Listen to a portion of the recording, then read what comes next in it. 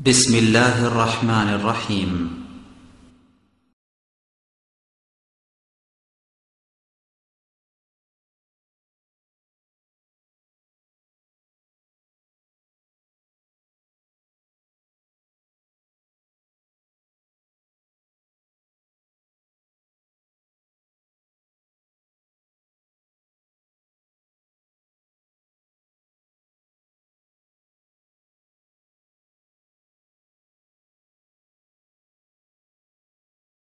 ونعوذ بالله من شرور أنفسنا ومن سيئات أعمالنا من يهده الله فلا مضل له ومن يضلل فلا هادي له وأشهد أن لا إله إلا الله وحده لا شريك له وأشهد أن محمدا عبده ورسوله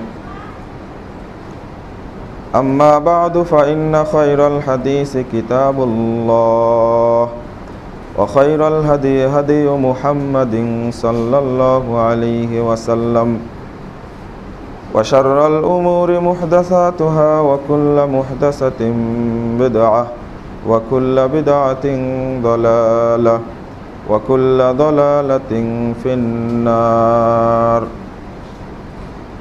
فقد قال الله تعالى في كلامه المجيد والفرقان الحميد أعوذ بالله من الشيطان الرجيم والذي أرسل رسوله بالهدى ودين الحق ليظهر على الدين كله ولو كره المشركون وقال تعالى في موضع آخر ومن يبتغ غير الإسلام دينا فلن يقبل منه وهو في الآخرة من الخاسرين عن أبي هريرة رضي الله عنه قال قال رسول الله صلى الله عليه وسلم بدأ الإسلام غريبا وسيعود كما بدأ فطوبى للغرباء رواه مسلم وفي رواية لأحمد بإسناد صحيح وهم الذين يصلحون ما أفسد الناس من بعد من سنتي যাবতীয় হামদ সানা মহান রব্বুল আলামিনের জন্য এবং যাবতীয় দরুদ ও তাসলিম বর্ষিত হোক শেষ নবী আহমদ মুজতফা মুহাম্মদ মুস্তাফা সাল্লাল্লাহু আলাইহি ওয়াসাল্লামের প্রতি। সম্মানিত মুসল্লিবৃন্দ, ধর্মের নামে প্রতারণা, বিপাকে সাধারণ মুসলমান, এই শিরোনামে আমি আমার সংক্ষিপ্ত খুতবা পেশ করব ইনশাআল্লাহ। ওমা তাওফিকি ইল্লা বিল্লাহ আলাইহি তাওয়াক্কালতু ওয়া ইলাইহি উনীব। আল্লাহ রাব্বুল আলামিন দিন হিসাবে যেটা মানব জাতির জন্য প্রেরণ করেছেন শেষ নবী মুহাম্মদ সাল্লাল্লাহু আলাইহি সাল্লামের উপরে যেটা নাজিল করেছেন তার নাম ইসলাম। ইসলামের বাহিরে যত ধর্ম, দর্শন, মতবাদ, ইজম, তরিকা, থিওরি যাই থাকুক না কেন সবই বাতিল বলে গণ্য হবে এবং এই জন্যই মুহাম্মদ সাল্লাল্লাহু আলাইহি ওয়াসাল্লামকে পৃথিবীতে প্রেরণ করা হয়েছে। দুঃখজনক হলো সত্য যে এই ইসলাম ধর্মকে ব্যবহার করে সব শ্রেণীর মানুষ ফায়দা লুটতে চায়। প্রত্যেকে ধর্মের লেবাস পরেই যে কোনো স্বার্থ সিদ্ধি করে থাকে। আগে ফেরাউনও করেছে, নমরুদও করেছে, আবু জাহলও করেছে, এখন যারা করছে তারাও এই ধর্মের লেবাস পরেই করছে। কারণ ধর্ম এটা আকিদার নাম, এটা আকিদাই স্থায়ী না করতে পারলে মানুষ এটা গ্রহণ করবে না। অথচ আল্লাহ রাব্বুল আলামিনের কাছে একমাত্র মনোনীত দিন হলো ইসলাম। আল্লাহ বলছেন ইন্নাদ দীনা ইনদাল্লাহিল ইসলাম, সূরা আল ইমরান 19 নম্বর আয়াত। আল্লাহর নিকটে মনোনীত দিন ইসলাম।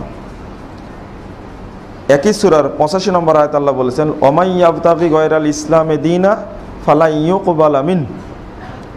যে ব্যক্তি ইসলাম ব্যতীত অন্য কোনো দিন তালাশ করবে, অনুসরণ করবে, ফালা ইউকবালা মিন, তার পক্ষ থেকে সেটা কখনোই গ্রহণ করা হবে না।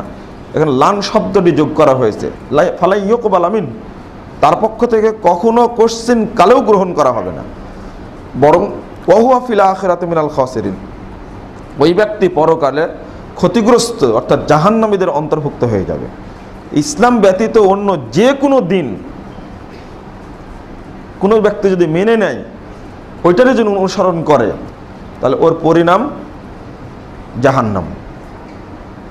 সবচেয়ে যে আয়াতটি আমাদেরকে নাড়িয়ে দেয়, শরীরের লোমকে শিউরিয়ে দেয়, সেটা হলো সূরা সফ 9 নম্বর আয়াত। আল্লাহ বলছেন, হুয়াল্লাযী আরসালা রাসূলাহু বিল হুদা ওয়া দীনিল হক। ওই আল্লাহ যিনি রাসূল মুহাম্মদ সাল্লাল্লাহু আলাইহি সাল্লামকে পৃথিবীতে পাঠিয়েছেন বিল হুদা ওয়া দীনিল হক, অর্থাৎ হেদায়েত দ্বারা এবং সত্য দিন দ্বারা পাঠিয়েছেন। এটা আল্লাহই বলছেন। কেন? লিইউযহিরা আলা দ্বীনি কুল্লি, পৃথিবীতে প্রচলিত যাবতীয় দিন, ধর্ম, মতবাদ, ইজম সবগুলোর উপরে ইসলামকে বিজয়ী করার জন্য। ওয়ালাউ কারিহাল মুশরিকুন, যদিও মুশরিকরা অসন্তুষ্ট থাকবে, যদিও তারা অপছন্দ করবে, কিন্তু আল্লাহ নবীকে পাঠানোর মৌলিক উদ্দেশ্য হলো এই সমস্ত ধর্মকে ডিলিট করে দিয়ে, বাতিল করে দিয়ে একমাত্র ইসলামকেই যেন প্রতিষ্ঠিত করেন। রাসূল সাল্লাল্লাহু আলাইহি ওয়াসাল্লামের আর একটা বাণী প্রকাশিত হয়েছে সহিহ মুসলিমের মধ্যে 1387 নম্বর হাদিস। যখন কাবা চত্বরে ঢুকে সবগুলো মূর্তি ভেঙে দিলেন নিজ হাতে, আর ভাঙার তার মুড়টাই ছিল আলাদা, মুখ দিয়ে বলছেন, ওয়াকুল জাল হক ওয়া জাহাকাল বাতিল ইন্নাল বাতিলা কানা জাহুকা। ইবনে মাসউদ রাদিয়াল্লাহু আনহু বর্ণনা করছেন এটা। উনি আগেও যেমন খুব চৌকস ছিলেন, দেখেছেন আল্লাহ নবীর উপরে কীভাবে অত্যাচার করা হয়েছে। মক্কা বিজয়ের দিনে তিনি এই হাদিসটা বর্ণনা করছেন, যেদিন আবু জেহেল উটের ভুঁড়ি চাপিয়ে দিয়েছিল, সেদিন ইবনে মাসউদ রাদিয়াল্লাহু আনহু বলছেন, আমার কিছুই করার ছিল না, আমি পাশে দাঁড়িয়ে দেখছি। একমাত্র শ্রদ্ধা করতো এলাকার লোকেরা আবু বকরকে। আবু বকর রাদিয়াল্লাহু আনহু দৌড়িয়ে এসে তার গলা থেকে চাদরটা বের করে দিয়ে বলছে, আতাকতুলা রাজুলান ইয়াকুলু রাব্বি আল্লাহ, তোমরা কি এমন ব্যক্তিকে হত্যা করতে চাচ্ছ যে বলে আমার রব একমাত্র আল্লাহ? এই কথা বলে তাদেরকে সরিয়ে দিলেন, কিন্তু আমি কিছু করতে পারলাম না। বদরের প্রান্তরে তিনি হাদিসটি বর্ণনা করছেন, যখন দুই বাচ্চা আবু জেহেলকে শাট করে ফেলে দিয়েছে, দুইজন দৌড়াচ্ছে কে আগে মেরেছে রাসূল সাল্লাল্লাহু আলাইহি ওয়াসাল্লাম দেখানোর জন্য। তখন ইবনে মাসউদ রাদিয়াল্লাহু আনহু ওই জায়গায় হাজির, আবু জাহেলের মাথাটি এক কোপ দিয়ে কেটে নিয়ে চলে যাচ্ছেন। তা দুই ভাই গিয়ে বলছে মেরে ফেলে দিয়েছে, আর ইবনে মাসউদ রাদিয়াল্লাহু আনহু বলছেন, ওই দিন দিয়ে দোয়া করেছিলেন আল্লাহ রাসূল আবু জাহাল উতবা সাহেবার বিরুদ্ধে, বদরের প্রান্তরে 10 বছর পরে কবুল হয়েছিল। ওখানে ইবনে মাসউদ রাদিয়াল্লাহু আনহু তিনি মাথা নিয়ে গিয়ে হাজির, ওরা মেরে ফেলেছে আর আমরা মাথা কেটে নিয়ে আসছি। ঠিক যেদিন তিনি মক্কায় বিজয়ী বেশে প্রবেশ করেন, সেদিন ইবনে মাসউদ রাদিয়াল্লাহু আনহু হাদিস বর্ণনা করছেন, আমি দেখছি রাসূল সাল্লাল্লাহু আলাইহি সাল্লামের হাতে থাকা লাঠি দ্বারা মূর্তিগুলোকে মেরে মেরে ভেঙে দিচ্ছেন, আর বলছেন হক এসেছে, বাতিল চুরমার হয়েছে, বাতিল চুরমার হওয়ারই যোগ্য। এক নিমিষে এক হাতে ভেঙে চুরমার করলেন। অনুরূপভাবে এবার আলী রাদিয়াল্লাহু আনহুকে ডেকে বলছেন, আলী শোনো, যত ছবি এবং মূর্তি আছে সবগুলো ভেঙে চুরমার করে দাও, লা তাদা, ছেড়ে দিও না, এবং ওয়ালা কবরান মুশরিফান ইল্লা সাওয়াইতাহু, যত উঁচু কবর আছে সবগুলো ভেঙে দাও। এটা নির্দেশ দিলেন। এবার খালেদ বিন ওয়ালিদকে ডেকে বলছেন, খালেদ শোনো, যাও, এই উজ্জা নামক মূর্তি আছে, একটা নগ্ন মেয়ে জিন, ও মানুষকে উৎসাহ দেয় মূর্তি পূজা করার জন্য, ওর বাসাও ভাঙ্গা, ওকে মেরে আসো। এই অবস্থা দেখে সাহাবা একরাম জিজ্ঞেস করছেন, লিমাদা আরসালাকা রব্বুকা ইয়া রাসূলুল্লাহ, আল্লাহ রাসূল আপনাকে আল্লাহ পৃথিবীতে কেন পাঠিয়েছেন? তখন বলছেন, জানো না কেন পাঠিয়েছেন? লিকাসরিল আওসান ওয়া আইয়ুহাদাল্লাহু ফিল আরদ ওয়া লা ইশরাকা বিহি শাইআ। পৃথিবীতে আল্লাহ পাঠিয়েছেন আমাকে মূর্তি ভেঙে চুরমার করার জন্য, আর এই গোটা পৃথিবীতে একমাত্র আল্লাহর তাওহীদ প্রতিষ্ঠা হবে, কোথাও যেন আল্লাহর শিরিক না চলে। মানে এই অবস্থাটা দেখে মনে হয় যে নবী মুহাম্মদ সাল্লাল্লাহু আলাইহি ওয়াসাল্লামকে যে প্রেরণ করেছেন, ওয়াল্লাযী আরসালা রাসূলাহু বিল হুদা ওয়া দীনিল হক লিইয়ুযহিরা আলাদ দীনি কুল্লিহি, তার কাছে রয়েছে দ্বীনে হক, তার কাছে রয়েছে হেদায়েত। এই হেদায়েত দ্বারা এবং দ্বীনে হক দ্বারা যাবতীয় ধর্ম মতবাদ বাতিল বলে গণ্য হবে। এই জন্যই আল্লাহ নবীকে পাঠানো হয়েছে।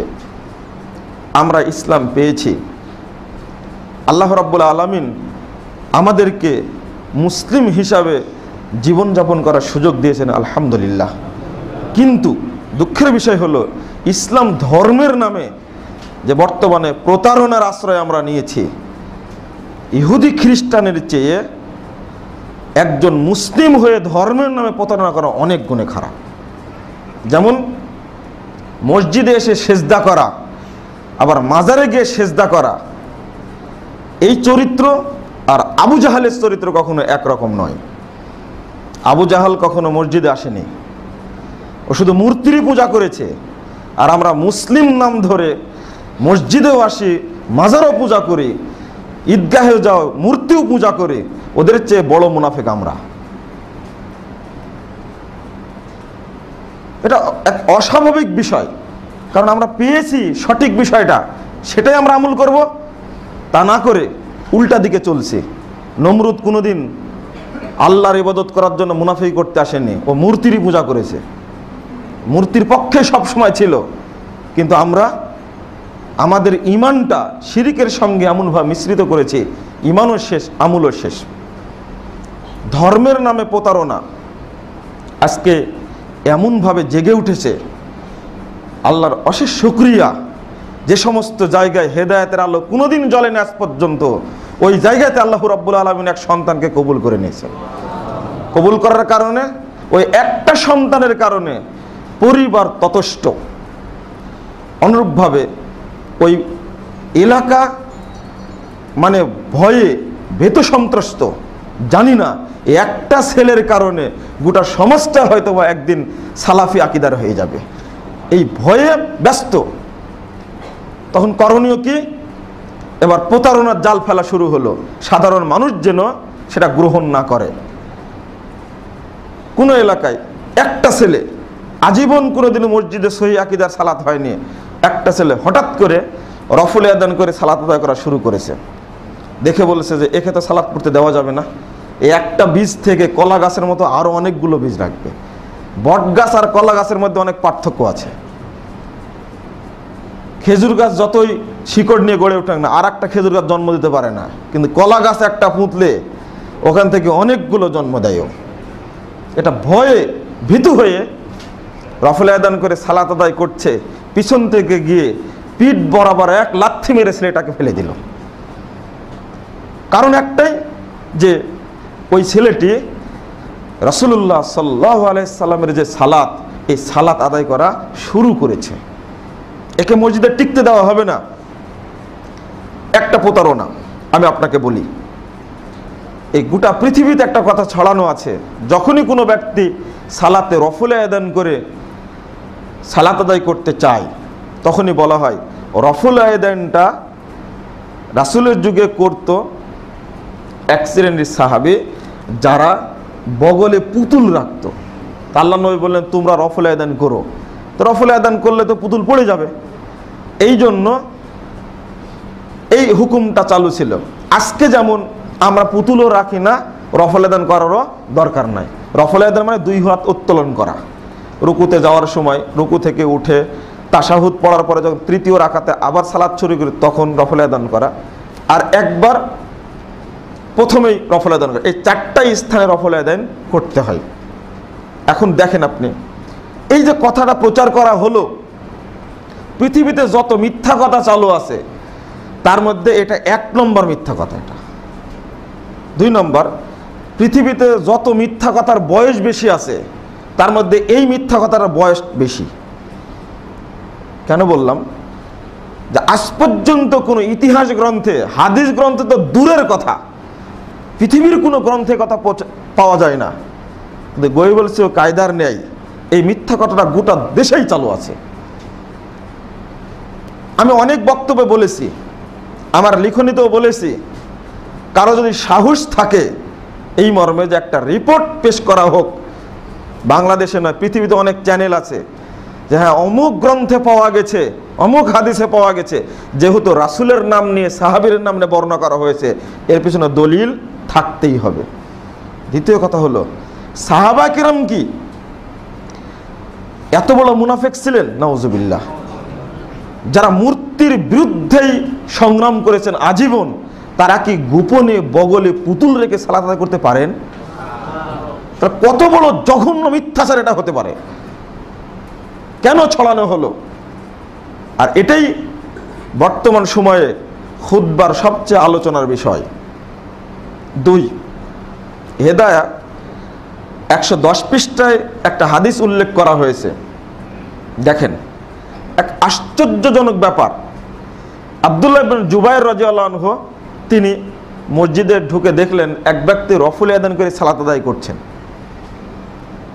তখন ওই লোকটিকে ডেকে বলছে যে ফাআলা রাসূলুল্লাহ সাল্লাল্লাহু আলাইহি ওয়াসাল্লাম ফাআলনা, আল্লাহ রাসূল করতেন, আমরাও করতাম।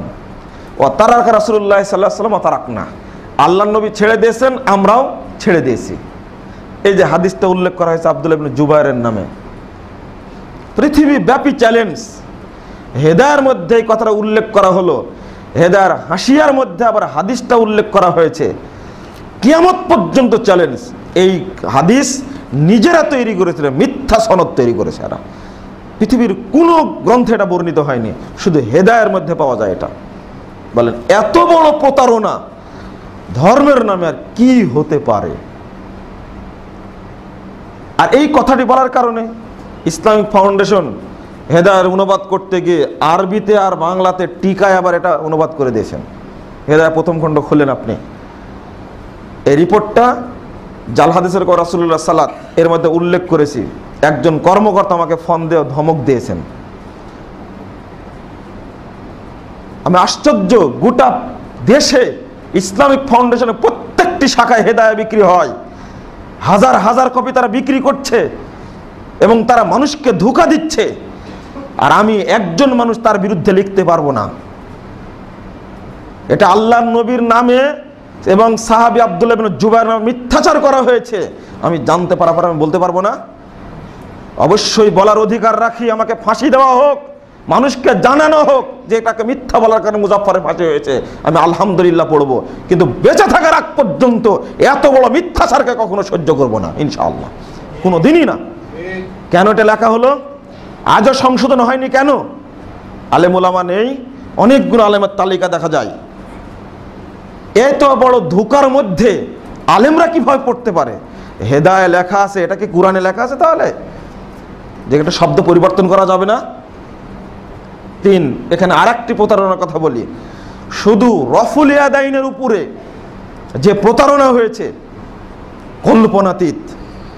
আবু দাউদের একটি হাদিস বর্ণিত হয়েছে রফুল ইয়াদান সম্পর্কে 110 পৃষ্ঠায় হাদিসটা আছে, কিন্তু হাদিস উল্লেখ করার পরে ইমাম আবু দাউদ রাহিমাহুল্লাহ যে মন্তব্যটা করেছেন, এই উপমহাদেশের আবু দাউদ থেকে মন্তব্যটা তুলে দেওয়া হয়েছে। আব্দুল্লাহ ইবনে মাসউদ রাদিয়াল্লাহু আনহু একবার রফুল ইয়াদান করতেন যে হাদিসটা আসছে, এই হাদিসের পরে ইমাম আবু দাউদ বলছেন হাদা হাদিসুন মুখতাসারুন মিন হাদিসিন তাবিলিন লাইসা হুয়া বিসাহিহিন। তিনি বলছেন এই হাদিসটা সংক্ষিপ্ত রূপ, এই হাদিসটা সহিহ নয়। জয়ীব তা বললেন না, বলছেন কি সহিহ নয়, স্পষ্ট এটা। হাদিসটা জয়ীব বললে আপনি ঘুরিয়ে ফিরে ব্যাখ্যা টাকা করবেন, কিন্তু ইমাম আবু দাউদ বলছেন সহিহ নয়। কথা হলো এটা। এই অংশটুকু আবু দাউদ থেকে কে তুললো? যে আবু দাউদ এই উপমহাদেশের লক্ষ লক্ষ ছাত্র পড়ে, লক্ষ লক্ষ আলেম উলামা দার্স দেয়, বছরের বছর দিয়ে আসছে, এই আবু দাউদ থেকে ইবনু মাসউদের হাদিসের পরে এই মন্তব্যটা তুলে দেওয়া হলো। হাদিস যখনই পড়া হলো, ইবনু মাসউদ রাদিয়াল্লাহু আনহু বলেছেন আমি কি তোমাদেরকে রাসূলের সালাত শিক্ষা দেব না? তখন তিনি একবার মাত্র রফুল ইয়াদান করলেন। করার পরে আর করেননি। এটা হলো হাদিস শেষ। হাদিস শেষ করার পরে ইমাম আবু দাউদ মন্তব্য করছেন হাদিসটা সহিহ নয়। তাহলে ছাত্রের কাছে এবং টিচারের কাছে এটা কি বুঝতে আর বাকি থাকবে? তবে আমার কথার সত্যতার জন্য আপনারা ইসলামিক ফাউন্ডেশন আবু দাউদটা খুলেন, বাংলা যেটা, আলহামদুলিল্লাহ ওখানে আবার দেওয়া আছে এই কথাটা। এই হাদিসটা সহিহ নয়, এটা আবু দাউদ উপমহাদেশের সাহাবা আবু দাউদ থেকে এটা সংকলন করেনি। মূল আবু দাউদ যেটা সৌদি আরব বা বৈরুত বা লেবাননে প্রিন্ট হওয়া আবু দাউদ থেকে তারা এটা নিয়েছে, ওখানে ঠিকই আছে। প্রতারণা আর একটা বিষয়, যদি কোনো ব্যক্তি সালাতে রফুল আয়দান করেই না করে, একবার তো করে, একবার করলে তো পুতুল পড়ে যাবে। তাহলে এই কথাটি বলা হলো কেন? বাংলাদেশের সকল মানুষই একবার অন্তত রফুল আয়দান করে সালাতে, সালাত শুরু করার সময়। তাহলে এই কথাটা নিজেই তো নিজের জালের মধ্যে পড়ে গেলাম, একবার করব কেন? আর কথাটার নাম দেওয়া হয়েছে, তোমার গায়ে কি মাছি লাগে, তুই মাছি তাড়াও কেন? সুন্নাতকে কটূক্তি করাটা কত বড় যে অন্যায়। আর নর্মালি এই সমস্ত কথা বললে একজন সাধারণ লোক বলবে তো বুঝ দিচ্ছে, কত চমৎকার বুঝ। আসলে তো ঘটনা ঠিক, আমরা তার মূর্তি পূজা করি না, রফুল আয়দান করার দরকার নাই। এই কথার মাধ্যমে ইমাম সাহেব ওই মুফতি সাহেব যে 450 হাদিসকে অস্বীকার করলেন, সেটা উনি হিসাব করলেন না। ইবনে ওমর রাদিয়াল্লাহু আনহু দেখতেন কোনো ব্যক্তি রফুল আয়দান করছে না, তাকে পাথর ছুঁড়ে মেরে দিতেন। আবু কিলাবা তিনি বলছেন রাসূলুল্লাহ সাল্লাল্লাহু আলাইহি সাল্লামের এটা সুন্নাত, যে ব্যক্তি একবার রফুল আয়দান করবে ওই ব্যক্তি 10 নেকি পাবে। আলবানী রাহিমাহুল্লাহ এখানে এসে তিনি একটা হাদিস যোগ করেছেন, শুধু 10 নেকি নয়, হাদিসে কুদসি আল্লাহ রাব্বুল আলামিন বলেছেন মান হাম্মা বিআমালিন ফায়ামালুহা, সহিহ বুখারীর 963 পৃষ্ঠার হাদিস। যে ব্যক্তি একটা আমল করার ইচ্ছা করলো, আমলটি করে ফেললো, নবী মুহাম্মদ সাল্লাল্লাহু আলাইহি ওয়াসাল্লাম বলছেন, আল্লাহ রাব্বুল আলামিন বলছেন কাতাবতু লাহু আশরা হাসানাত ইলা 700 যিফিন ওয়াল্লাহু ইয়াযফু মান ইয়াশা। আল্লাহ বলছেন হাদিসে কুদসি, যে ব্যক্তি একটা আমল করার ইচ্ছা করলো এবং আমলটি করে ফেললো, ওই ব্যক্তির জন্য আমি 10 থেকে 700 নেকি লিপিবদ্ধ করে থাকি। এর পরের বক্তব্য হলো আল্লাহু ইয়াযফু মান ইয়াশা, আল্লাহ চাইলে 700 আরো দ্বিগুণ করে দিতে পারে। আলবানী রাহিমাহুল্লাহ 128 পৃষ্ঠা সিফাতুস সালাতুন নবী বইয়ের মধ্যে তিনি এই হাদিসটা আবার যোগ করেছেন, করে আলবানী দাবি করেছেন কোন ব্যক্তি যদি রফুল আয়দান করে ওই ব্যক্তি 700 অধিক নেকি পাবে সে। আবার আলবানীর নামেই ওই ইবনু মাসউদের হাদিসটা নিয়ে এসে আবার দুর্নাম করা হচ্ছে। কি বলেছেন আলবানী এটা বলা হচ্ছে না। গোটা ধর্মটাই যেন প্রতারণা, চারিদিকেই প্রতারণা। এটা সবচেয়ে মুখরোচক প্রতারণা এটা, অথচ এর সাথে যোগ হয়েছে মিথ্যা, এর সাথে যোগ হয়েছে ধোঁকাবাজি, এর সাথে যোগ হয়েছে গলাবাজি। আপনারা শিক্ষিত মানুষ, আপনাদের প্রতি অনুরোধ থাকবে এবং আবেদন থাকবে, আপনারা শিক্ষিত মানুষ হিসাবে যাচাই করার মাধ্যমে আপনি সিদ্ধান্ত নেবেন। চাপে দেওয়ার অভ্যাস আমাদের নেই। আপনি দুইটা বুঝেই, যেমন আমি কয়েকজন মেজর এবং কর্নেলের কৃতজ্ঞতা স্বীকার করি, যখনই দ্বন্দ্ব লেগেছে বুদ্ধিমানের পরিচয় দিয়ে দুইটাই বই নিয়েছেন, নেওয়ার পরে দুইটা বই পড়ে এসে বলে দিয়েছেন এটা হলো ভুয়া, এর দলিলও নাই, কোনো রেফারেন্স নাই, এমনিও নিজের ঘরের কথা লিখে রাখছে। আর এটাতে দেখছি খুব চমৎকার দলিল আছে, হাদিস নম্বর আছে, অধ্যায় নম্বর আছে, সবই আছে, খুলেও দেখছি, এগুলো পেয়েও গেছি, ওখানে দলিলও নাই, অতএব বিনা দলিলে চলবে না, দলিল সহ চলবে। বলুন আলহামদুলিল্লাহ। এই সমস্ত মানুষের চেতনা ফিরে আসুক, যাচাই করে মানা শুরু করুক। দ্বিতীয় প্রতারণা, এই উপমহাদেশে রফুল আদাইন এবং সালাতে জোরে আমিন বলা, বুকে হাত বলার এই আমলটা চালু হয়েছে 1870 সালে, কেউ বলছেন 1840 সালে। এই কথাটা কতটা প্রতারণাপূর্ণ, মানে এর আগে উপমহাদেশে ছিল না। অথচ রফুল আইদিন না করা, জোরে আমিন না বলা, এটা চালু হলো কখন, আর ইসলাম বাংলাদেশে কখন আসছে? চিটাগাংকে বলা হয় দারুল ইসলাম, আর বাংলাদেশকে বলা হয় দারুল ইসলাম, আর চিটাগাংকে বলা হয় বাবুল ইসলাম। ইসলামের ঘর বলা হয় বাংলাদেশকে, আর ইসলামের প্রবেশদ্বার বলা হয় চিটাগাংকে। কেন?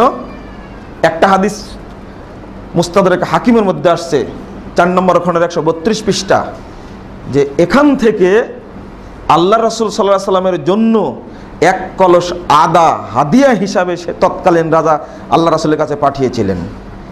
ইসলাম কি পরে আসছে না মাযহাব পরে আসছে? এবার বলি, মাযহাবের জন্মটাই হয়েছে 4th শতাব্দী হিজরির পরে, 400 হিজরির পরে মাযহাবের জন্ম হয়েছে। এ কথা আমার নয়, এ কথা আজকের কোনো পণ্ডিতের নয়।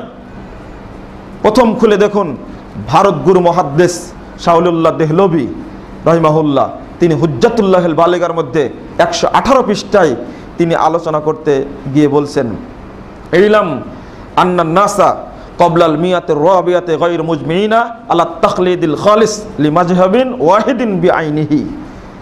হে পাঠক, তুমি জেনে রাখো 4th শতাব্দী হিজরির পূর্বে মানুষেরা কোনো একজন বিদ্বানের অন্ধ তাকলিদ করতেন না। কার কথা বিশ্বাস করবেন? 4th শতাব্দী হিজরিতে আল্লাহ নবী মারা গেছেন 10ম হিজরিতে, তার পূর্বেই বাংলাদেশে ইসলাম চলে এসেছে। আর আজকে যদি দাবি করি এটা যে জোরে আমিন বলা আর রফুল আয়দান করার সুন্নাতটা উপমহাদেশে চালুই হয়েছে 1840 হিজরিতে, 1840 খ্রিস্টাব্দে, নাউজুবিল্লাহ। দ্বিতীয়ত, তার আগে ইবনুল কাইয়িম রহিমাহুল্লাহ তিনি ইলামুল মুওয়াক্কিন 2 নম্বর খণ্ডের 145 পৃষ্ঠা বলছেন, এই কোন যুগে দলাদলি হয়েছে, মাযহাবী দলাদলি, তিনি বলেছেন ইন্নামা হাদাসাত হাযিহিল বিদআহ, এই বেদাতি দলাদলির জন্ম হয়েছে ফিল কর্নের রাবি আল মাজমুম, অভিশপ্ত 4th হিজরিতে তৈরি হয়েছে। ইবনুল কাইয়িম রহিমাহুল্লাহ বহুদিন পূর্বে মারা গেছেন, ইবনে তাইমিয়ার ছাত্র, তিনি বলছেন তার সাথে শাওলিউল্লাহ মুহাদ্দিস দেহলভীর দেখা হয়নি। শাওলিউল্লাহ মুহাদ্দিস দেহলভী মারা গেছেন 1763 হিজরি খ্রিস্টাব্দে। এবার চিন্তা করুন, কোন পাল্লায় আপনি তুলে মাপবেন? নিজেই কথা বলে নিজেই একটু বিশ্লেষণ করুন, আপনার উত্তরসূরিরা কি বলে গেছেন এই ব্যাপারে। আরেকটি এখানে এর সাথে বলে দিই, রফুল আদাইনের হাদিসটা 1840 সালে যদি হয়, 1831 সালে 6 মে শুক্রবার শাহ ইসমাইল শহীদকে মেরে ফেলে দেওয়া হয়। বালাকোটের যুদ্ধে তারা 2 জনই শহীদ হন, সাইদ আহমদ এবং শাহ ইসমাইল শহীদ রহিমাহুল্লাহ। এই 2 জন ব্যক্তি চলে যান, কিন্তু আশ্চর্য হবেন, শাহ ইসমাইল শহীদ রহিমাহুল্লাহ সেই যুগে তিনি বই লিখেছেন তানবীরুল আইলাইন ফি ইসবাতে রফিল আদাইন, সালাতে রফুল আদান সংক্রান্ত যত হাদিস, সব হাদিসগুলো তিনি এই বইটার মধ্যে জমা করেছেন। জমা করার পরে তিনি পাঠককে লক্ষ্য করে 39 পৃষ্ঠায় আলোচনা করতে গিয়ে বলছেন, ওয়ানসাফ, হে বন্ধু তুমি একটু ইনসাফ করো, ওয়া তাদাব্বর, তুমি একটু ভাবো, গবেষণা করো, ওয়ালা তাকুম মিনাল মুমতারিন, তুমি সন্দেহবাদীদের অন্তর্ভুক্ত হয়ো না। শুনে রাখো, ওয়া আউযু বিল্লাহি আন আকুনা মিনাল মুতাআসসিবিন, আমি আল্লাহর কাছে পরিত্রাণ চাচ্ছি, পানা চাচ্ছি, আল্লাহ যেন আমাকে কোনো মাযহাবের অন্তর্ভুক্ত না করেন। এটা হলো শাহ ইসমাইল শহীদের বক্তব্য এবং তার লিখনী বই। যদি 1840 সালে রফুল আদানের জন্ম হয়, জোরে আমিন বলার জন্ম হয়, 1831 সালে শাহ ইসমাইল শহীদ মারাই গেছেন, কত বড় মিথ্যাচার না? এইগুলো কথা কি বলা যায়? আমার এখানে একটা মন্তব্য, যেটা পরে করতাম এখনই করে দিই, যারা হাদিসের এবারত চুরি করতে পারে, তারা মানুষের ইতিহাস চুরি করতে কোনো বাধা আসে না। এটা পরিষ্কার। কেন, কিভাবে এটা বলা হলো? দ্বিতীয় কথা, এর সাথেই যোগ দেওয়া হচ্ছে, এই সমস্ত কথাগুলো শুনলে শরীরের লোম খেপে যায়, তখন স্বাভাবিক গতিতে কথা বলা যায় না। আহলে হাদিস, সালাফি, মোহাম্মদি, আহলে সুন্নাহ ওয়াল জামাত, রফাদানি, ফারাজি, গায়ের মুকাল্লেদ, লা মাযহাবি, এই শব্দগুলো যারা কুরআন এবং সহিহ হাদিস মেনে চলে, বিদাতীদের পক্ষ থেকে এগুলো একটা মিথ্যা অপবাদ, এটা তহমত। আহলে হাদিস এটা বলতে রাজি নয়, সালাফি বলতে রাজি নয়, কারণ এইগুলো বললে গায়ে দাউ দাউ করে আগুন জ্বলে। এই নামগুলো হলো ঈর্ষণীয় নাম, এই জন্য বলে কি টিটকারি করে বলে রফাদানি, মানে রফাদান করে। আর ফরাজি এই কথা বলে কে জন্য? যে রাসূল সাল্লাল্লাহু আলাইহি সাল্লাম যে সমস্ত আহকাম দিয়ে গেছেন ওইটার উপরে অকাট্য, এর বাইরে আর কিছু মানবে না, ওই জন্য বলে কি ফরাজি। আর কোনো মাযহাব মানে না, এই জন্য বলে কি লা মাযহাবি। কোনো তাকলিদ করে না, অন্ধ অনুসরণ করে না, এই জন্য বলে গায়ের মুকাল্লিদ। এই সমস্ত শব্দগুলো দ্বারা মানুষকে খুঁচানো হয়, অপবাদ দেওয়া হয়। আর 1887 সালে প্রথম নাকি আহলে হাদিস শব্দটি এই উপমহাদেশে তৈরি হয় নরমালি। আর এরা হলো ইহুদি খ্রিস্টানদের দালাল, নাউজুবিল্লাহ। এই রিপোর্টটা আপনাদের কাছে কিভাবে বলি, মোহাম্মদ হোসেন বাটালভির নামে একজন উপমহাদেশের প্রখ্যাত আহলে হাদিস আলেম, তিনি দরখাস্ত করেছিলেন, মারা গেছেন 1920 সালে। 1920 সালে তিনি মারা গেছেন, তো কত পরের ঘটনা এটা। তিনি আবেদন করলেন 1887 সালে এই মর্মে যে আমাদেরকে উহাবি যেন না বলা হয়, আহলে হাদিস বলা হোক।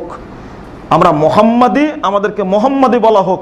আমরা আহলে হাদিস বলা হোক, আমাদেরকে উহাবি যেন বলা না হয়। এই তথ্যটা উল্টে দিয়ে কি হলো যে উহাবি আর আহলে হাদিস এক নয়, মানে এর দ্বারা বোঝাতে চাচ্ছে যে উহাবিরা ব্রিটিশ বিরোধী আন্দোলন করেছে, আহলে হাদিসরা করেনি। একটু হেরফের করে দিয়েছে শুধু। আর প্রত্যেকটি বইয়ে একটা উর্দু লেখা রিপোর্ট, ওই বাংলা রিপোর্টটা পেশ করেছে, উর্দুটা আর পেশ করেনি। উর্দু পেশ করলে একজন অনুবাদ তো সরে ধরতে পারবে, প্রকাশিত হয়ে যাবে ঘটনা। অনুবাদ কি করলাম আর উপরে লেখাটা কি আছে। এরপরে বলে দিই, এখানে আবু দাউদের বুকের উপরে হাত বাঁধার যে হাদিসটা আছে 111 পৃষ্ঠায়, এই হাদিসটার জের জবর চেঞ্জ করেছে, ছিল অর্থটা ভুল করার জন্য। এদের ব্রেন এত চৌকস, মেধা এত শক্তিশালী, হাদিসকে কিভাবে খর্ব করা যায় তাদের কাছে সব ধরনের মেশিংয়ে অস্ত্র আছে। যদি এটা হয়ে থাকে তাহলে একজন বিদ্বানের আলোচনা চেঞ্জ করা কোনো ব্যাপার, কোনো ব্যাপারই না ওটা। এখানে বলি, যদি আসল ইতিহাস আমরা বলতে চাইনি, যদি এখন বলে দিই, অনুগ্রহপূর্বক আপনারা পড়বেন উইলিয়াম হান্টারের দি ইন্ডিয়ান মুসলমানস এই গ্রন্থের সর্বশেষ রিপোর্টটা। ওখানে 3টি পরিশিষ্ট দেওয়া আছে। সর্বশেষ পরিশিষ্টি যে কথাটা উল্লেখ করা আছে সেটা হলো মৌলানা কারামত আলী জৌনপুরি। তিনি ফতোয়া দিয়েছিলেন ব্রিটিশদের বিরুদ্ধে যুদ্ধ করা হারাম। এই ফতোয়া তিনি প্রথম দিয়েছিলেন এবং উইলিয়াম হান্টার সেই সময় তার রিপোর্টটা পেশ করেছেন। বাংলাদেশে অনুবাদ হয়েছে দি ইন্ডিয়ান মুসলমান। আপনি প্রয়োজনে আব্দুল মবুদ সাহেব এবং আনিসুজ্জামান, দুইজন অনুবাদক, যে কোনো লাইব্রেরিতে আছে খুঁজে সেখান থেকে রিপোর্টটা নিয়ে নেবেন, যে এই রিপোর্টটা উইলিয়াম হান্টার করে গেছেন। মোহাম্মদ হুসাইন বাটালবি যদি ইংরেজদের পক্ষে তখন কথা বলতেন, তার রিপোর্টটাও থাকতো। উইলিয়াম হান্টার সেটা উল্লেখ করেনি কেন? আমি আবারও বলি, উইলিয়াম হান্টার তখন এই 3টি পরিশিষ্ট উল্লেখ করেছেন মক্কা থেকে ফতোয়া নিয়ে। উনি বলেছেন 3টি প্রধান মাযহাবের মুফতিদের পক্ষ থেকে ফতোয়া নেওয়া হলো, ওখানে আহলে হাদিসদের ফতোয়া নাই। ওখানে উল্লেখ করেছেন শাফি মাযহাবের ফতোয়া 2টা, হানাফি মাযহাবের ফতোয়া 1টা। এই না, 2টা হানাফি মাযহাবের আর 1টা শাফি মাযহাবের কথা উল্লেখ করেছে, আর একটা সংশ্লিষ্ট উল্লেখ করেছেন হাম্বলি মাযহাবের। ওখানে তো উল্লেখ করা হয়নি যে আহলে হাদিসরা কি বলেছেন, ফতোয়া উল্লেখ করা হয়নি। এই কথা বলতে চাচ্ছিলাম না, রিপোর্টটা আপনাদেরকে আমি এখন শোনাবো। তিনি বলছেন এদেশে জিহাদ করা আইন সঙ্গত কিনা প্রশ্নটির সঙ্গে সঙ্গে দ্বিতীয় প্রশ্নের সমাধান হয়ে গেছে। এটা অনুবাদ বলছি, ইংরেজিটাও আমার কাছে সংরক্ষিত আছে উইলিয়াম হান্টারের দি ইন্ডিয়ান মুসলমানস, সেখানে তিনি উল্লেখ করছেন এটা। তারপরে বলেছেন এটা এত স্পষ্ট যে এর সমর্থনে কোনো যুক্তি প্রমাণ বা প্রামাণ্য দলিল পেশ করার প্রয়োজন করে না। এখন কোনো বিভ্রান্ত ব্যক্তি যদি হৃত গৌরব পুনরুদ্ধারের উদ্দেশ্যে ব্রিটিশ ভারতের শাসক শক্তির বিরুদ্ধে যুদ্ধে অবতীর্ণ হয়, তবে সে যুদ্ধকে বিদ্রোহ বলে অভিহিত করাই যুক্তিসঙ্গত হবে। মুসলমানি আইনে বিদ্রোহকে কঠোরভাবে নিষেধ করা হয়েছে, সুতরাং একই কারণে অনুরূপ যুদ্ধ বেআইনি হবে। অতএব কেউ যদি অনুরূপ যুদ্ধ শুরু করে, তবে মুসলমান প্রজারা তাদের শাসককে সাহায্য করতে এবং শাসকের সহযোগিতায় বিদ্রোহীদের বিরুদ্ধে যুদ্ধ করতে বাধ্য থাকবে। উপরোক্ত সিদ্ধান্ত ফতোয়ায়ে আলমগীরিতে স্পষ্টভাবে লিপিবদ্ধ করা আছে। এবার কি হয়ে গেল? কারামাত আলী জৌনপুরি 1800 সালে জন্ম, 1870 সালে 73 তার মৃত্যু। শুধু তাই নয়, 1870 সালের 23শে নভেম্বর তারিখে এই রিপোর্টটা মোহামেডান সোসাইটি কর্তৃক উইলিয়াম হান্টার শিরোনাম দিয়ে তখন প্রকাশ করে যে তাদের পক্ষ থেকে ফতোয়া পাওয়া গেছে। দুঃখের বিষয় হলো এই, আপনারা জানেন শাহ ইসমাইল শহীদ, যিনি সাইদ আহমদ বেরলভী রহিমাহুল্লাহর, তিনি ছিলেন সেনানায়ক, সেনাপতি। তাকে কাফের বলে ঘোষণা করা হলো শুধু এই ইংরেজ বিরোধী যুদ্ধে নামার কারণে।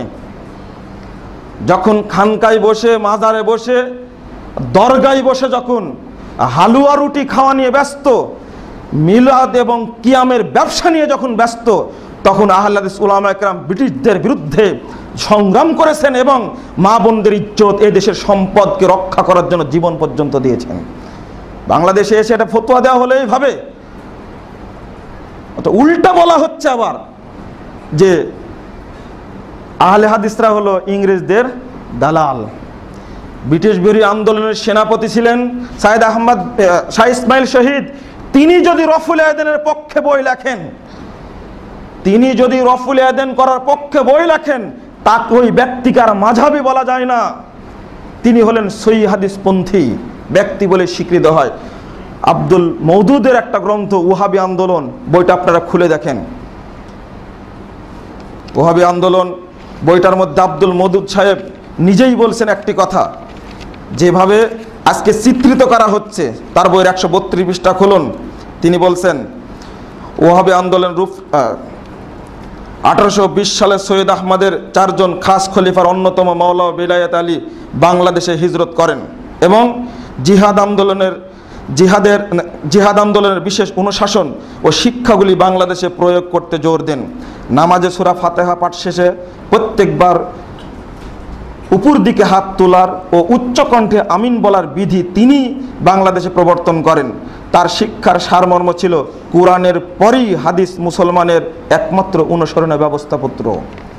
তিনি লিখছেন তার নিজের গ্রন্থ আমুল বিল হাদিস।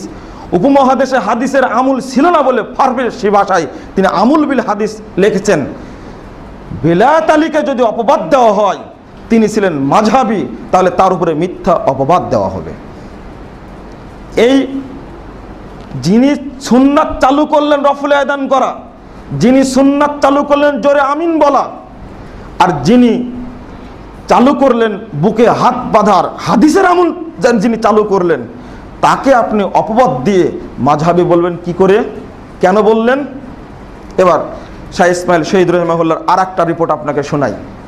তানবীরুল আইনাইন ফি ইসবাতে রফুল ইয়াদাইন, যেটা আগে বললাম ওটা 39 পৃষ্ঠা, আর এখন যেটা বলছি সেটা হলো 45 পৃষ্ঠা।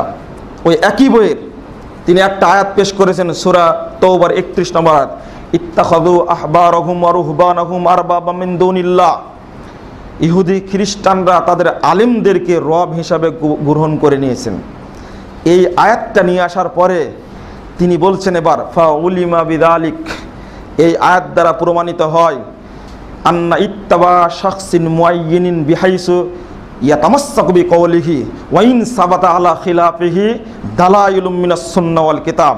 তিনি বলছেন এই আয়াত প্রমাণ করে যদি কোনো ব্যক্তির নির্দিষ্ট আনুগত্য করা হয়, তার সামনে কোনো তার কথার আনুগত্য করছে, অথচ তার কথাটি আলা খিলাফিহি দালাইলুম মিনাল কিতাবে ওয়াস সুন্নাহ, অথচ তার কথাটি কুরআন এবং সুন্নাহর বিরোধী।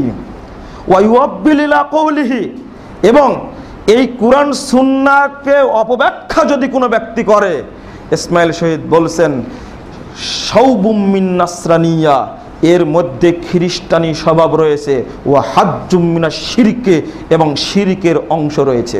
হলুন তানবীরুল আইন ফি ইসবাত রাফিল আইন, এটা আপনি খুলে দেখুন। এই ইতিহাসগুলো, এই অবস্থাগুলো, লেখনীগুলো কি প্রমাণ করে? সাধারণ জনগণ এগুলো পড়েও না, খোঁজও রাখে না। আর আমাদের লিখনীগুলো শিক্ষিত মানুষরা পড়তে চায় না, তারা শুধু চাকরি নিয়ে ব্যস্ত, ব্যবসা নিয়ে ব্যস্ত। কোরআন এবং সুন্নাহকে যে হেফাজত করার দায়িত্ব তারও রয়েছে। আমি আপনাদের উৎসাহিত করি বারবার, আলহামদুলিল্লাহ অনেক ব্যক্তি এখন উচ্চ পদস্থ বের হয়েছেন, যারা অফিসে বসে বসে গোপনে দাওয়াতি কাজ করছেন শুধু হকটাকে টিকিয়ে রাখার জন্য। আমরা সবাই মিলে কাজ করতে পারি না? ডাক্তার জাকির নায়েকের কিসের টাকা পড়েছে? ও ডাক্তার হয়েছে, রোগীর সেবা করবে, প্রেসক্রিপশন লিখবে আর টাকা কামাই করবে, এটাই তো উদ্দেশ্য হওয়া উচিত ছিল। কেন? হকটা মানুষের সামনে স্পষ্ট করে তুলে ধরার কারণে এই বিশ্বের লাখো লাখো হিন্দু, খ্রিস্টান, বৌদ্ধরা দলে দলে ইসলাম গ্রহণ করছে। জাকির নায়েকের কেন ঠেকা পড়লো এটা? তিনি যদি এই দায়িত্ব নিতে পারেন, আপনি স্বল্প পরিবারে অফিসে বসে এই দায়িত্বটা পালন করতে পারেন না? মুখে এখন কথা বলার দরকার নেই, আপনাকে মুখে বুঝাতে হবে না, আপনি একটু নসিহত করে দিবেন, আপনি সালাত আদায় করেন যে এই বইটা একটু পড়ে দেখবেন, দরকার নেই। তাও যদি না পারা যায়, একটু মোবাইলটা দেন, আমি একটু একটা বক্তব্য আপনার মোবাইলে পার করে দিই, একটু অনুগ্রহ করে শুনবেন। একটা সিডি আপনি দিয়ে দেন, ছোট্ট একটি মেমোরি কার্ড দিয়ে দিন, দিয়ে তাকে সহযোগিতা করুন। অফিসে বসে বসে দাওয়াতি কাজ করা যায়। মক্কায় হজ করতে যাওয়ার পরেও আপনাদের ভিতরে উৎসাহ জাগে না? কোথাকার কোন ছেলেরা ছোট ছোট সিডি নিয়ে এসে মাথায় করে বহন করে বই পুস্তক বিতরণ করতে আছে। লক্ষ কোটি মানুষের কাছে তারা সব ভাষার বই যখন বিতরণ করছে, দেশে এসে সেই ভাষার লোক পড়ে সঙ্গে সঙ্গে তার আকীদার চেঞ্জ হচ্ছে, আমরা চেঞ্জ করতে পারছি না। আমি আপনাদেরকে অনুরোধ করব, হকটাকে সম্মান করার স্বার্থে, আল্লাহর সন্তুষ্টির উদ্দেশ্যে আপনারা যে অবস্থানে আছেন সেই অবস্থান থেকে দাওয়াতি কাজ করার চেষ্টা করুন। আল্লাহ কবুল করুক আমাদেরকে, আল্লাহুম্মা আমিন। এখানে একটি বিষয় যেটা বলছিলাম, যে রিপোর্টটা পেশ করছিলাম, এই সমস্ত রিপোর্ট আপনাদের সামনে, আমাদের সামনে বলে সাধারণ মুসলমানকে ধোঁকা দিচ্ছে দিব্যি। ওই যে বললাম, যদি আপনি একটু শিক্ষিত মানুষের পড়তেন ঘটনাগুলো, তাহলে আপনাকে ধোঁকা দিতে পারতো না। যেমন একটা বাংলাদেশের বৃহত্তর জেলখানায় হুজুর যখন বলছেন যে মাযহাব সৃষ্টি হয়েছে এই জন্যই, তৎকালীন খলিফা 4 ইমামকে ডেকেছিলেন। ডাকার পরে জেলার নিজে আমার কাছে বলছেন যে যখন বললেন, ডেকেছিলেন, ডাকার পরে বলছে যে মানুষের যে বিভক্তি নিরসন করা যায় কি করে। 4 ইমাম সিদ্ধান্ত দিলেন একসঙ্গে যে ঠিক আছে 4টার সময় সালাত আদায় করা হোক, তাহলে ঝামেলা থাকবে না। তখন জেলার বলছেন যে 4 ইমাম মানে কি? কেন? আবু হানিফা, মালিক, শাফি, আহমদ 4 ইমামকে ডেকে তিনি ফয়সালা করে দিয়েছিলেন। তখন জেলার সাহেব বলছেন যে তাই? হ্যাঁ। তো বলছে কি বলেন আপনি? বলছে হ্যাঁ, এই জন্য তো ফয়সালা হয়েছে, এই জন্য মাযহাব মানা ফরজ। ওখান থেকে দ্বন্দ্ব শেষ হয়ে গেছে, আর কোনো দ্বন্দ্ব হয়নি। তখন উনি বলছেন যে আপনি কি পাস?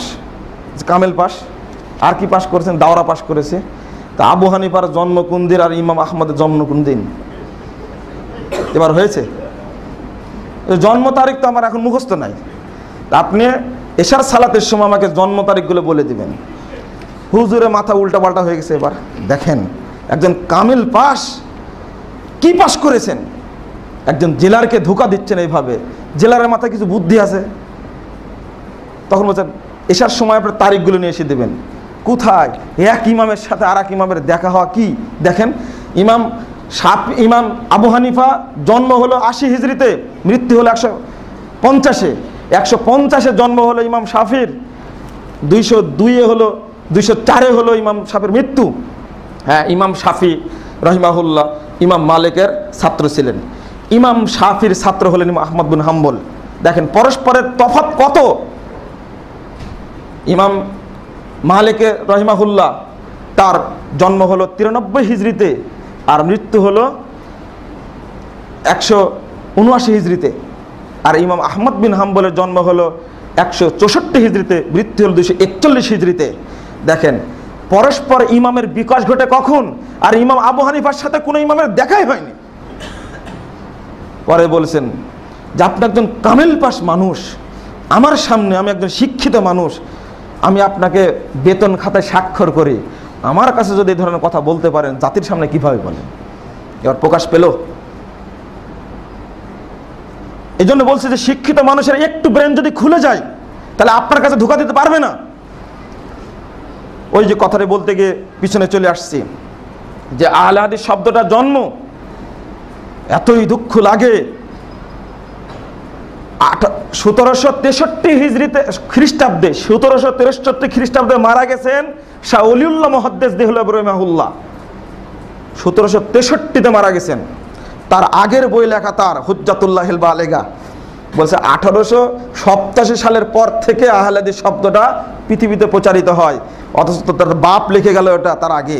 ভারত গুরু লিখে গেছেন 151 পৃষ্ঠায়, বাবুল ফারকে বাইনা আহলিল হাদিস ও আহলির রায়। এর জবাবটা কি হবে? যত দল আছে আহলুর রায়দের ইসলামের নামে আর আহলে হাদিসদের পার্থক্যটা কি তিনি তুলে ধরেছেন।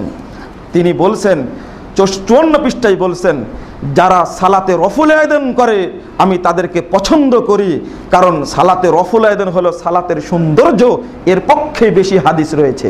বলুন আলহামদুলিল্লাহ। এর উপর জানে না মানুষ। এই যে ধোঁকাটা দিচ্ছে, অনুরূপভাবে ছোট্ট একটা ধোঁকা এখানে আর একটা উল্লেখ করি তার সাথে ওই কথাটি।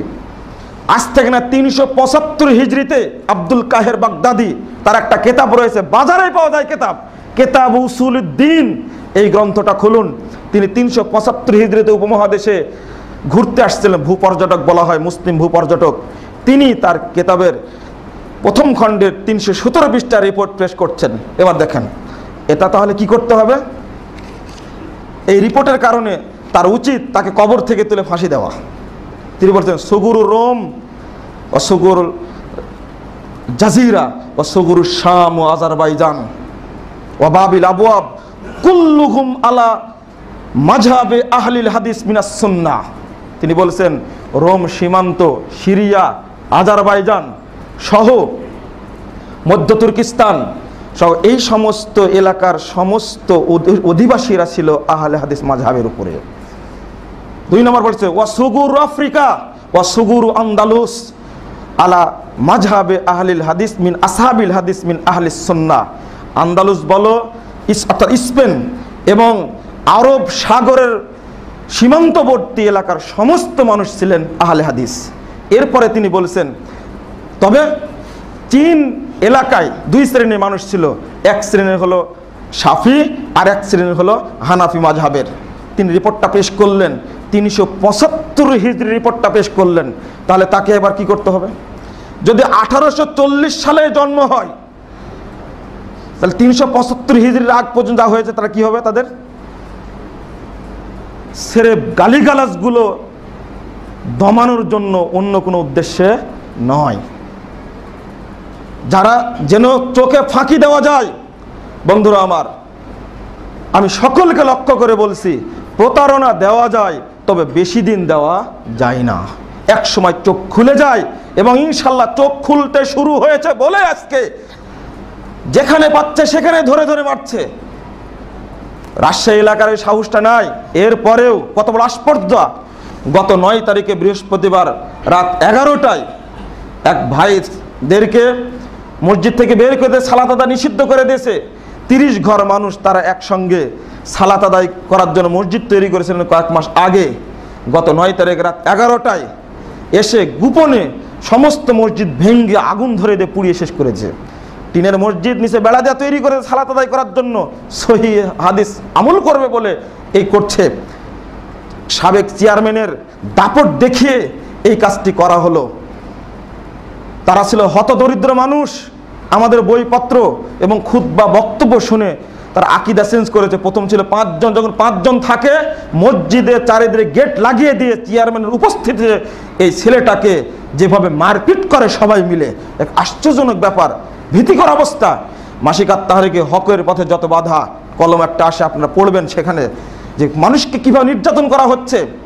তার 2 দিন পরে আমাকে ঝালকাঠিতে ফোন দিয়ে বলছেন যে এখন এই মাত্র আমি দোকানে বসে আছি, আমি মসজিদে সালাত আদায় করি না ভয়ে, এসে মুফতি সাহেব নাম বললো, আমি নাম বলতে চাচ্ছি না, এসে দোকানে সালাত আদায় করে রফুল আদান করে মানুষকে দাওয়াত দেয়, বক্তব্যগুলো মোবাইলে পার করে দেয়, এসে বলছে যে একই থাপ্পড় দিয়ে আমাকে দোকানটা বন্ধ করে দিল।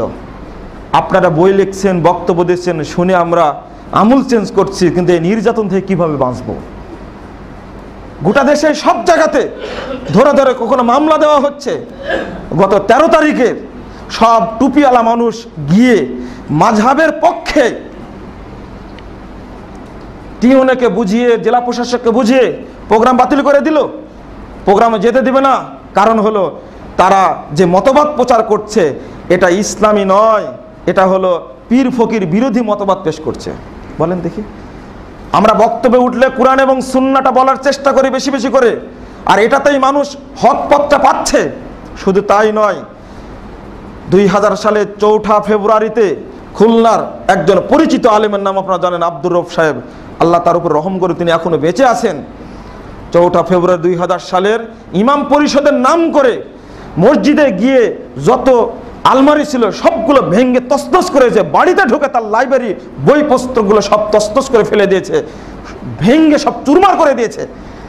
এটা যদি উদ্দেশ্য হয় দিনী ভাইদের, যারা মুসলিম দাবি করি, এটা উচিত নয়, এটা বেশি দিন থাকবে না।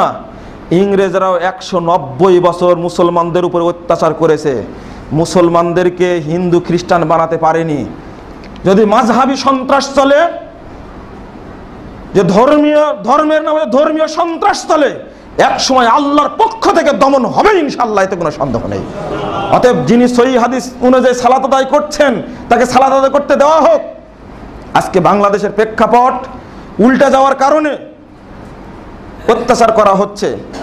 আমি আপনাদেরকে অনুরোধ করব যে আপনারা হিকমতের সাথে দাওয়াতি কাজ চালিয়ে যান।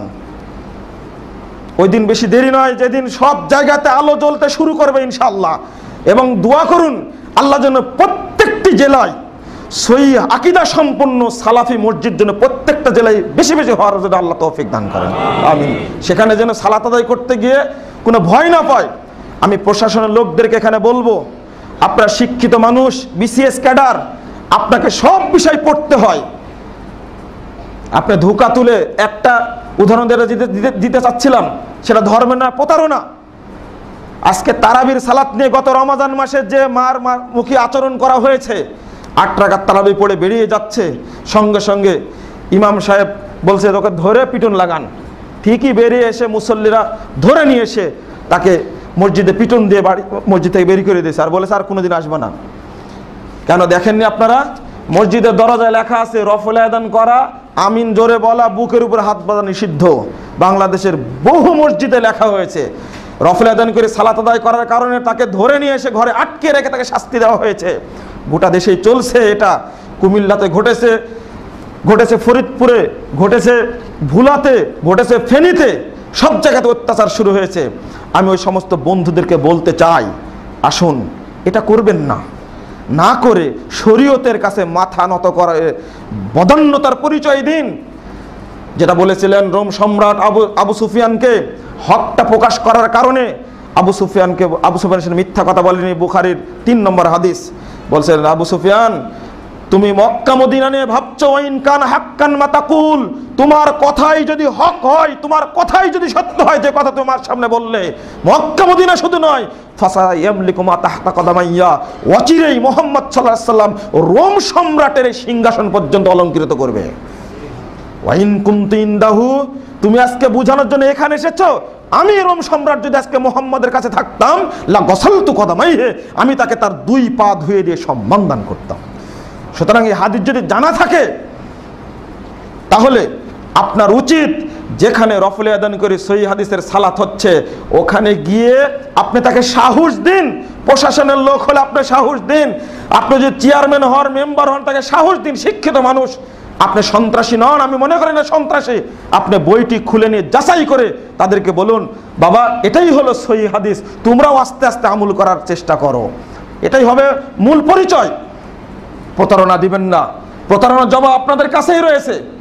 যেমনভাবে তারাবির সালাত আর তাহাজ্জুদ সালাত আলাদা, গোটা দেশে প্রচার করা হচ্ছে, অথচ উপমহাদেশের শ্রেষ্ঠতম হানাফি বিদ্বান সহিহ বুখারীর ভাষ্যকার আনোয়ার শাহ কাশ্মীর রহিমাহুল্লাহ তিনি কি বললেন? একমাত্র সহিহ বুখারীর ভাষ্যকার উপমহাদেশে, তিনি তার ফাইজুল বারীর 2 নম্বর খণ্ডের 420 পৃষ্ঠায় আলোচনা করতে গিয়ে বলছেন, মা আয়েশার ওই হাদিসটা নিয়ে এসে বলছেন, তিলকা সালাতুন ওয়াহিদা, তারাবি এবং তাহাজ্জুদ একই সালাত। ইজা তাকাদ্দামাত সুম্মিয়াত ইসমি তারাবি, যখন রাতের শুরুতে পড়া হবে তখন তার নাম হবে তারাবি। ওয়া ইজা তাআখারাত সুম্মিয়াত বিসমি তাহাজ্জুদ, যখন রাতের শেষে পড়া হবে তখন তার নাম রাখা হবে তাহাজ্জুদ। একই সালাত বলে দিলেন স্পষ্ট ভাষায়। এই জবাব তো তিনি দিয়ে গেলেন। উপমহাদেশে এত বড় বিদ্যান আজও জন্ম নেয়নি, হানাফি বিদ্যান আজও জন্ম নেয়নি। তার কথাটা গ্রহণ করলেন না কেন? কয়েকদিন আগ থেকে চালু হলো, এটা একটা প্রতারণা, মাযহাবের নামে প্রতারণা চলছে, খুতবারও চলবে ইনশাআল্লাহ এর উপরে। তবে আপনাদের বলে যেতে চাই যে কোরআন এবং সহিহ হাদিসের উপরে আপনারা বেশি বেশি দাওয়াতি কাজ করার চেষ্টা করুন। আল্লাহ আমাদের তৌফিক দান করুক, আল্লাহুম্মা আমিন। সর্বত্র সব জায়গাতে আপনারা প্রচেষ্টা চালান, আল্লাহ যেন এই বাংলাদেশে নির্ভেজাল তাওহীদ এবং সহিহ আমলের জাগরণ সৃষ্টি করে দেন, আমিন। আকুল কওলি হাদা আস্তাগফিরুল্লাহ ওয়া লাকুম ওয়া লিসাইরিল মুসলিমিন।